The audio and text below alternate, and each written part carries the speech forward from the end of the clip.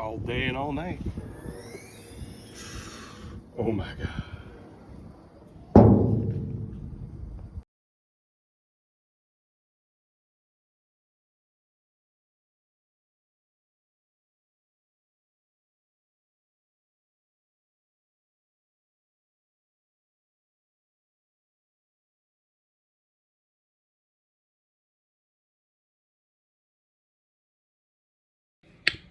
Hola.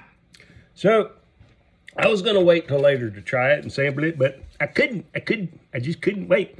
These are my bacons right here, and these two here on the end are the same, the peppery blend. This one's cooked a little bit more. Try to get a little crispy. I like crispy bacon. Cooked a little bit less. And this one here is the lemongrass bacon. Remember I did two, right? Two lemongrass peppery blend.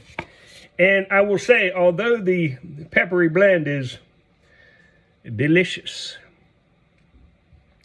the lemongrass bacon is something I have never tasted before and is absolutely outstanding.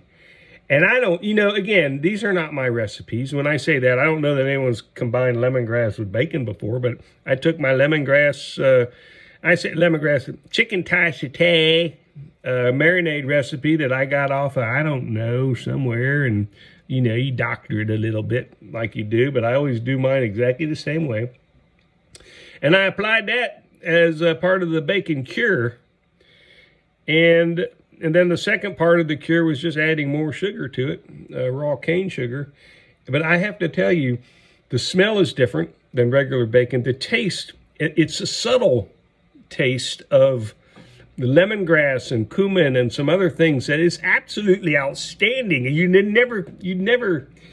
never think of it as being part of bacon, but oh my God.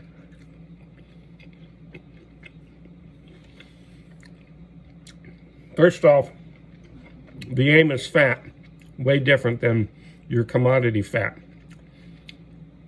It literally melts in your mouth. These are really thick slices of bacon. I mean, way thicker than the thick bacon you get in the store. They're almost damn near like steaks. And you have to cut it that thick because the bacon or the fat on Amos melts at a much lower temperature, becomes liquid at a much lower temperature than normal commodity fat, and that has 100% due to the two things: that the breed itself, and Berkshires are known for their bacon, and two is what you feed them. And you can really taste the nuttiness and the fruitiness. So many different flavors are coming out, even with the lemongrass marinade that it was cured in. You can still taste those different nuances of what that pig ate, completely different than store-bought bacon. And I'm also going to go ahead and buy some Costco Smithfield or Smith's or whatever brand they're selling at this particular time, pork belly, and do some bacon like that and see how that turns out. But it's different than bacon. I will come out and tell you right now, it's different than regular bacon. But it is amazing. It is outstanding. And the size of these pieces, I mean, you really only need one piece for your breakfast or your sandwich or whatever you have, even though I've eaten way more right now than I should have. This here is the peppery blend. Oh, goodness gracious. And that smells delicious too.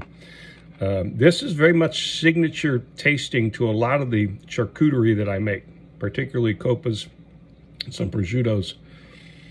But that is, I'm going to wait to have this with something else. But it is, it's a success.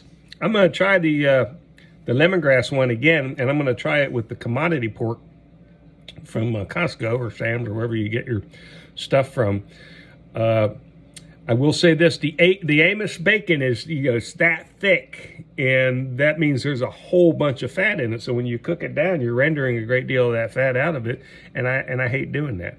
I think I'm going to do another pork belly, exactly the same with the lemongrass, but this time it's not going to become bacon. This time it's going to become a meal.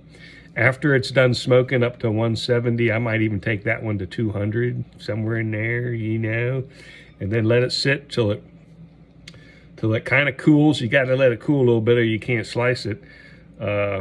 And I might do that the way I do my other pork belly and see what kind of flavor that is. Oh my goodness, it's so good.